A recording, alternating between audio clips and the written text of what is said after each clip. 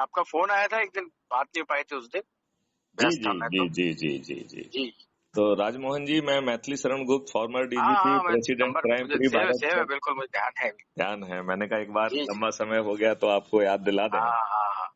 बाकी कैसे चल रहा है आपका अपराध मुक्त अभियान? देखो, मुझे लग रहा है कि आरएसएस को इसमें बहुत भूमिका निभाना चाहिए। हम्म, मुझे लगता है कि क्राइम फ्री भारत मिशन के जो 21 लक्ष्य हैं वो देश को परिवर्तित करने वाले हैं। क्या आरएसएस जैसी राष्ट्रीय संस्था महापरिवर्तित भारत को नहीं देखना चाहेगी? राजमोहन जी, आपका क्या हम्म। कहना है? नहीं, उसमें कोई दो राय नहीं है उसमें। हम तो वही काम ही वही कर रहे हैं। नहीं, वो काम हम कुछ डर के कर रहे हैं, कुछ ठीक ढंग से नहीं कर रहे हैं, कुछ पार्टी को समर्पित करके कर रहे हैं।